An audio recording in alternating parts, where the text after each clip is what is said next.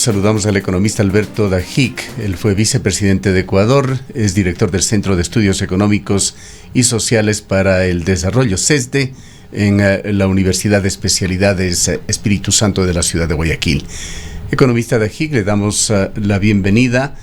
Quisiéramos conocer su punto de vista. ¿Cómo ve la situación del país con este alto nivel de enfrentamiento político que se evidencia día a día? Injerencias extrañas en la administración de justicia en Ecuador, problemas de seguridad que nos llevan al inicio de esta semana con su ciudad, con Guayaquil, en un estado de excepción.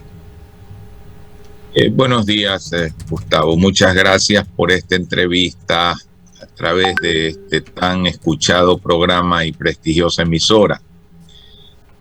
Hoy precisamente apareció un artículo en Diario El Universo en su versión digital, donde digo que el Ecuador tiene un cáncer metastásico.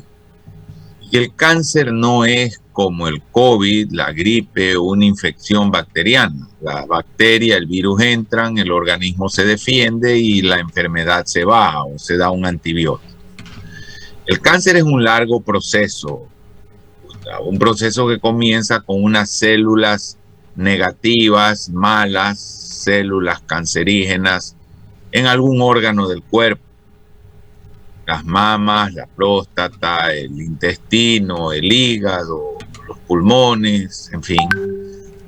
Esas células se van tomando ese órgano y luego se extienden al resto del organismo y el paciente, cuando ya tiene metástasis y está todo tomado, enfrenta la muerte.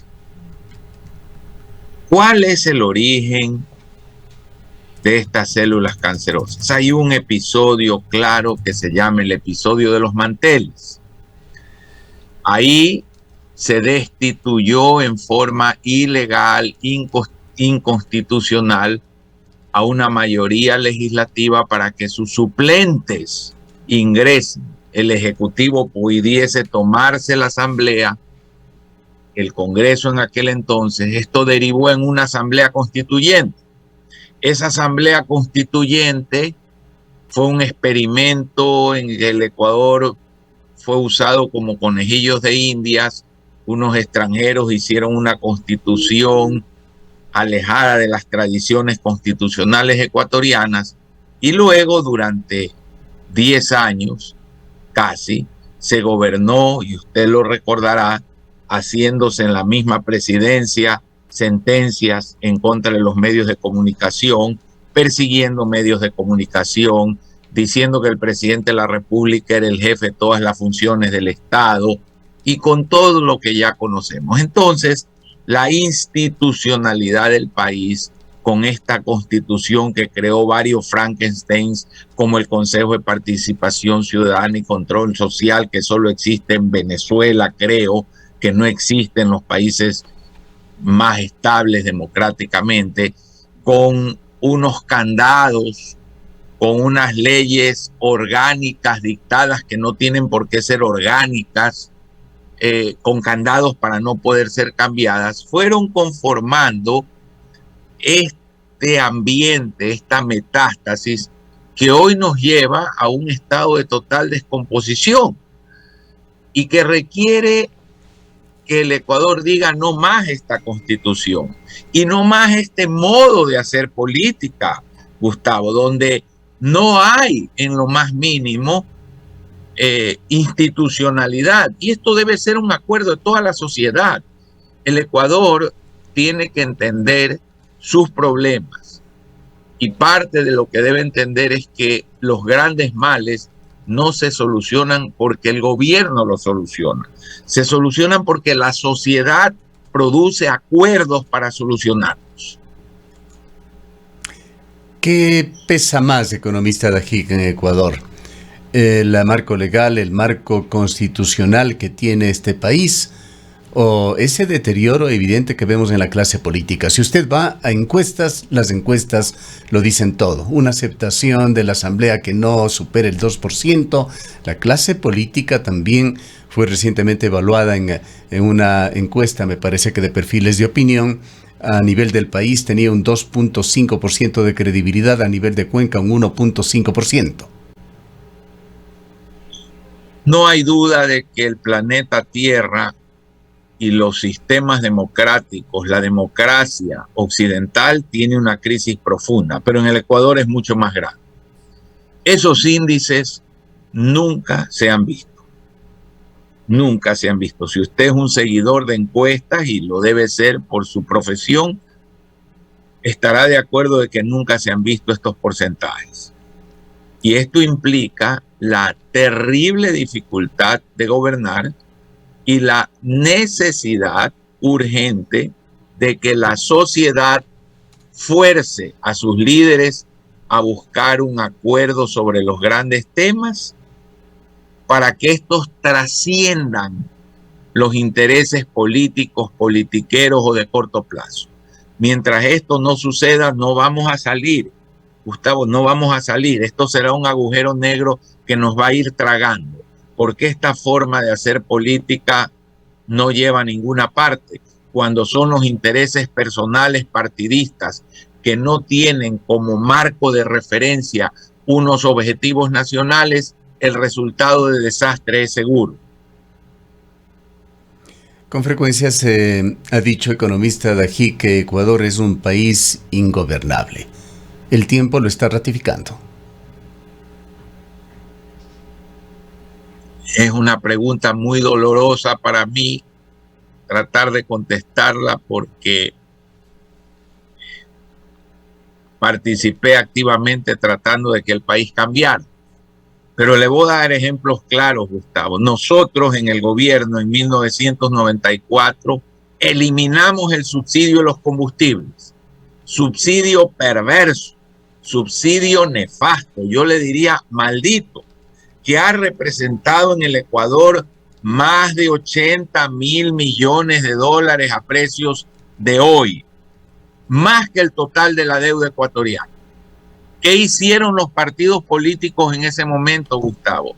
Ir a la Corte Nacional de Justicia, a la Sala Constitucional, y buscar la inconstitucionalidad, cosa absurda, y por arreglos políticos tumbaron esa medida.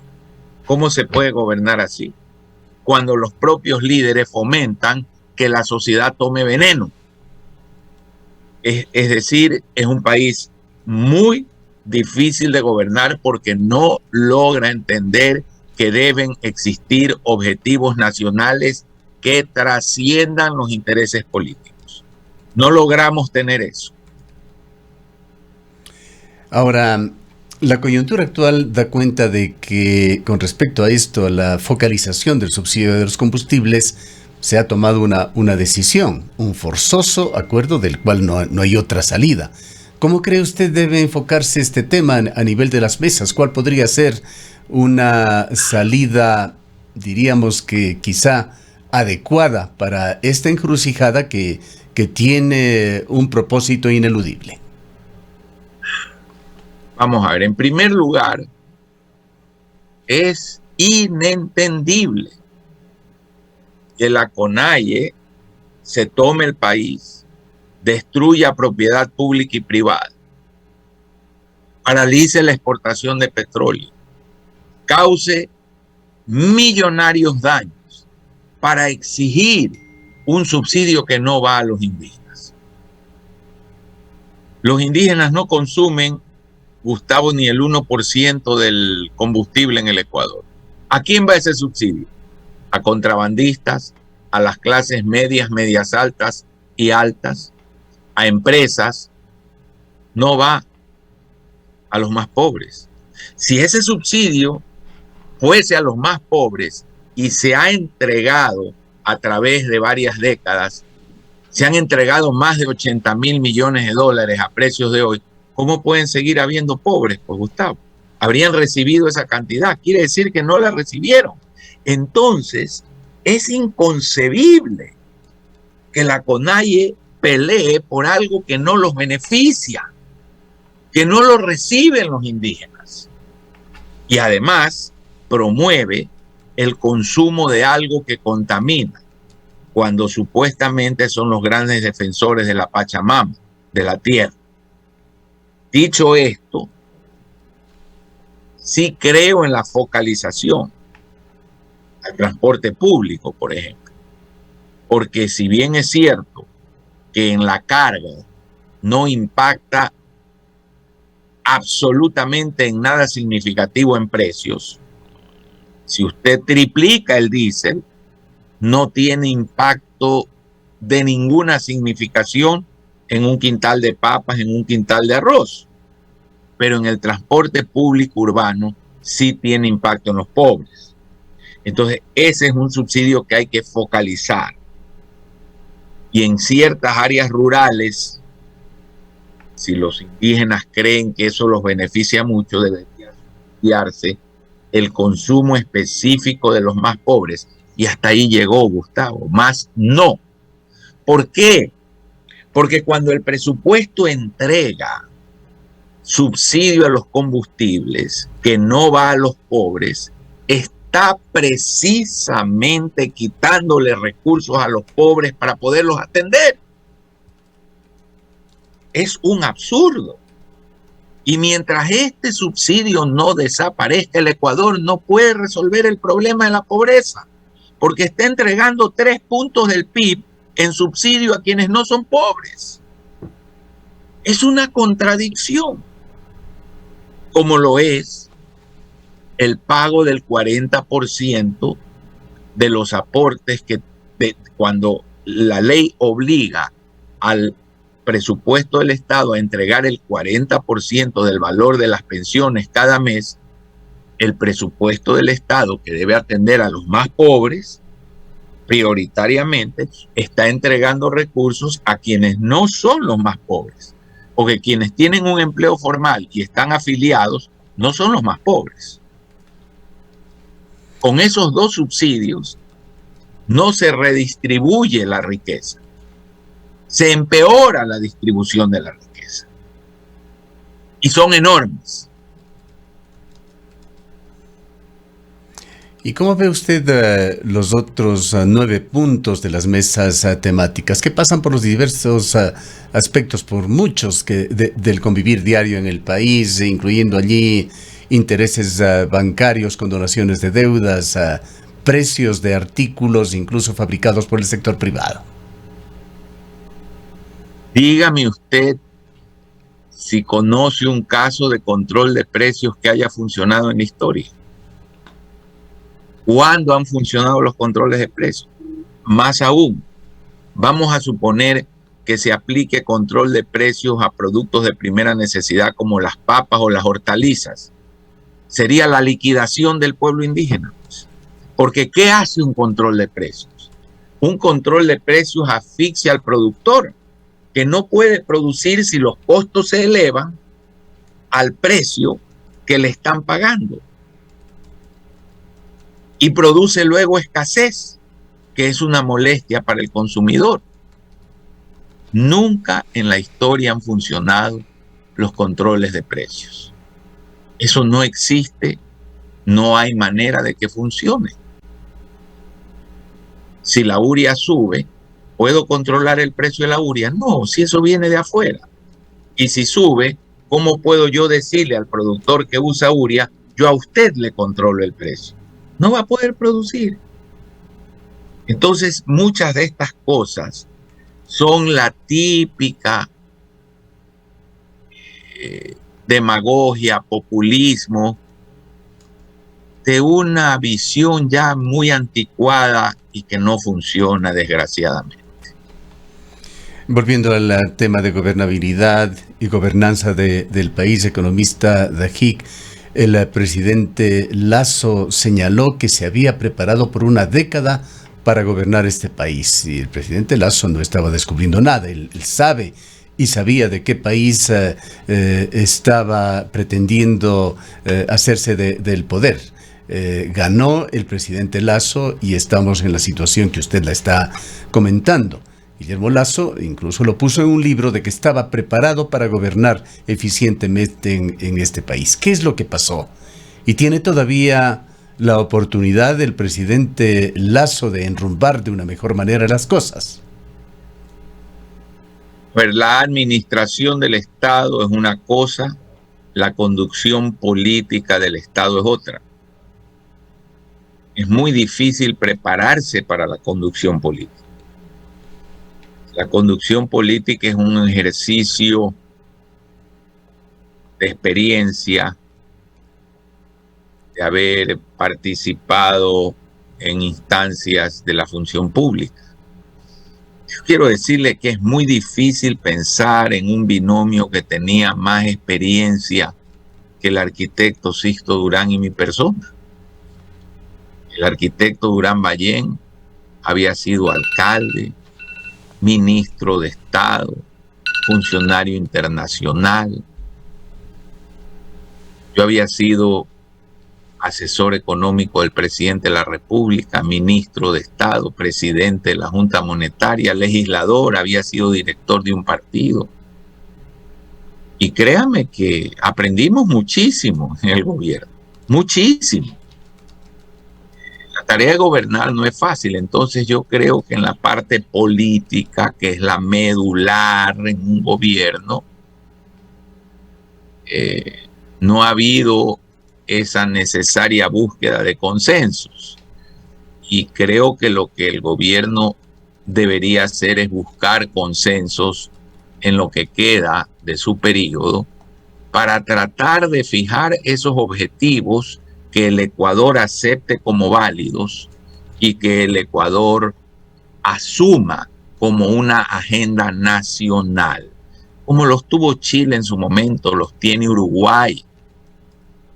Los países que mejor lo han hecho son aquellos que han fijado unos objetivos que toda la sociedad acepta. Venga un gobierno en Chile, el ejemplo chileno, olvidémonos de la situación de hoy que la veo compleja, pero en este proceso que llevó a Chile a ser el país más desarrollado de la América Latina, que demoró más de 30 años, examine usted los gobiernos posteriores a Pinochet. Aylwin,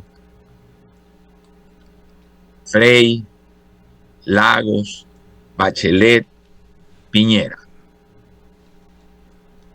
Esos presidentes representan un espectro político muy diferente. Alguien de centro como Frei y Aylwin, alguien de centro izquierda marcada como Lagos, alguien más allá del centro izquierda hacia la izquierda más extrema como Bachelet, y un hombre de centro derecha como el señor Piñera. Y le pregunto a usted si algún gobierno de esos le metió la mano al gigante fondo que tiene Chile de ahorro nacional, que es el fondo que funciona con el precio del cobre. Nadie le metió mano. ¿Algún presidente le metió mano al Banco Central para sacarle plata? Ningún presidente le metió mano al Banco Central. ¿Algún presidente excedió el límite de déficit fiscal que las metas macrofiscales acordadas en Chile excedió esas metas? Ningún presidente las excedió. ¿Algún presidente politizó el tipo de cambio? ¿Politizó las tasas de interés? No. ¿Algún presidente se metió con los fondos previsionales? No. ¿Por qué? ¿Usted recuerda el gran terremoto que tuvo que enfrentar con tsunami, con maremoto, el presidente Piñera apenas subió al poder la primera vez? Y cuando hubo una gran cantidad de países que dijeron, les damos ayuda, ¿qué dijo el presidente Piñera? No, gracias. Chile tiene un fondo del cual vamos a usar. ¿Ese fondo lo hizo Piñera, Gustavo? No. Ese fondo se fue acumulando en todos los gobiernos anteriores, que no eran de derecha, que eran del centro hacia la izquierda. Pero respetaron eso que es un acuerdo nacional. Esta es la diferencia entre las sociedades que avanzan y no avanzan. Entonces, si usted me dice ¿Tiene tiempo el gobierno? Yo diría que el gobierno debería buscar que bajen las pasiones, que se produzca un diálogo nacional y que lleguemos a acuerdos sobre una agenda. Si eso no se da, va a ser muy difícil que esto salga adelante. Si eso no se da, economista Dajik, ¿qué ve en el futuro, políticamente hablando? ¿Hacia dónde camina el Ecuador? Hay tendencias que se van marcando en elecciones en Latinoamérica. Chile, que usted la mencionó, Colombia con elecciones recientes, Brasil, que se perfila con un triunfo inminente de Lula. Bueno, usted lo ha dicho, pero más grave que eso, una desconfianza total de la gente en la democracia, una desesperanza y desesperación porque no habrá crecimiento económico, un agravamiento de tensiones sociales y de pobreza y de falta de oportunidades. Y todo eso es caldo de cultivo para cualquier populista, para cualquier, sobre todo, prometedor de sueños de redistribución.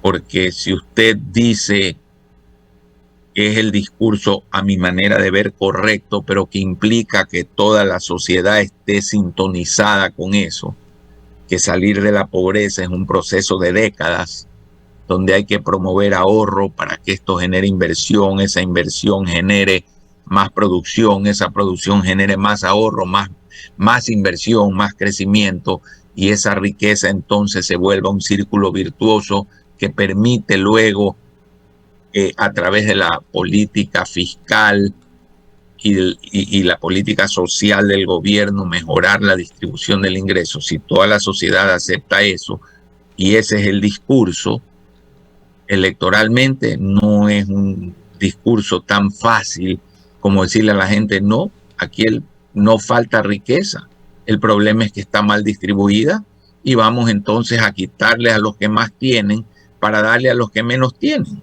Ese es un discurso mucho más fácil, Gustavo. Entonces puede haber, evidentemente, una puerta abierta para que suceda lo que usted ha esbozado al hacer su pregunta. Como economista, ¿coincide usted con la previsión de una inminente recesión? Se habla de una recesión mundial que afectaría fuertemente a Latinoamérica y, por supuesto, a Ecuador. Lo es. A ver, hay dos hechos exógenos. La pandemia es uno y luego la guerra de Ucrania es otro, que han coincidido para dificultar enormemente la recuperación económica del mundo, y hay países más afectados. Por ejemplo, la urea es básica para la agricultura. Bueno, un país donde, como Estados Unidos, donde el 2%, menos del 2% de la población está en la agricultura, está mucho menos afectado que un país como en el Ecuador, donde la mitad de la población está en la agricultura.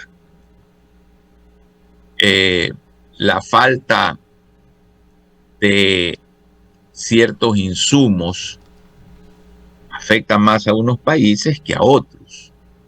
Cuando usted exporta, Gustavo, por decirle microprocesadores, o usted exporta equipos médicos de precisión, el valor intrínseco de ese bien es altísimo y por lo tanto el transporte no es un valor importante en el costo total del producto. Yo estoy exportando un contenedor cuyo contenido vale $1.000.000. Si el transporte pasa de 5.000 a 20.000, no me afecta. Pero si yo exporto banano y un contenedor vale $20.000 y el flete me pasa de 5 a 15.000, me pega un golpe brutal. Entonces hay una serie de elementos que hacen que para el Ecuador sea, y para países que están en la misma condición del Ecuador, sea más dura la situación que para otros. Gracias, economista Dajik, por habernos acompañado en esta mañana. Muchas gracias a usted. El economista Alberto Dajik Garzosi fue vicepresidente de Ecuador, actual director del Centro de Estudios Económicos y Sociales para el Desarrollo en la Universidad de Especialidades de Espíritu Santo, con sede en la ciudad de Guayaquil.